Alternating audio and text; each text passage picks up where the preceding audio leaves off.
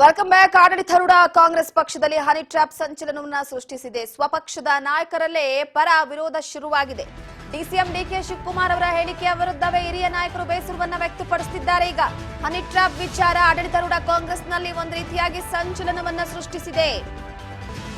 DCM DK Shivakumar ಅವರ ಹೇಳಿಕೆಯ ವಿಚಾರವಾಗಿ ಹಿರಿಯ ನಾಯಕರು ಬೇಸರವನ್ನ ವ್ಯಕ್ತಪಡಿಸ್ತಾ ಇರುವಂತದ್ದು. ಈ ಸುದ್ದಿ ತಿಳಿತಾ ಇದ್ದಂತೆ ರಾಜ್ಯಕ್ಕೆ ಹೈಕಮಾಂಡ್ ನಾಯಕ ದೌಡಾಯಿಸಿದ್ದಾರೆ. ನೆನೆ ಅರ್ಧ ಗಂಟೆಗೂ ಹೆಚ್ಚು ಕಾಲ ಮಹತ್ವದ ಮಾತುಕತೆಯನ್ನ ನಡೆಸಿರುವಂತದ್ದು.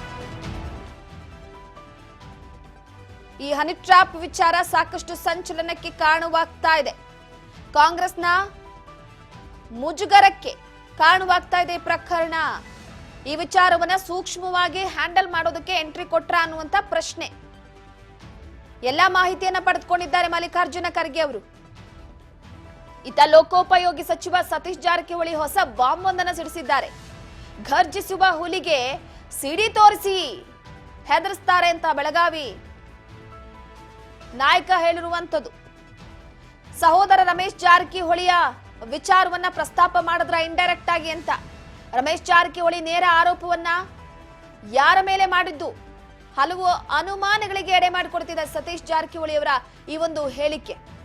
ಘರ್ಜಿಸಿದ ಹುಲಿಗೆ ಸಿಡಿ ತೋರಿಸ್ತಾರೆ ಎನ್ನುವ ಮುಖಾಂತರವಾಗಿ ತಮ್ಮ ಸಹೋದರನ ವಿಚಾರಕ್ಕೆ ಸಂಬಂಧಪಟ್ಟಂತೆ ಪರೋಕ್ಷವಾಗಿ ಹೇಳಿಕೆಯನ್ನ ಕೊಟ್ರ ಸತೀಶ್ ಜಾರಕಿಹೊಳಿ ಅವರು ಅಂತ.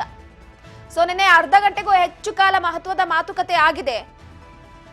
ಸೊ ಪ್ರಮುಖವಾಗಿ ಹನಿ ಟ್ರ್ಯಾಪ್ ವಿಚಾರ ಹೈಕಮಾಂಡ್ ಕೂಡ ಎಂಟ್ರಿ ಆಗಿದೆ ರಾಜ್ಯಕ್ಕೀಗ.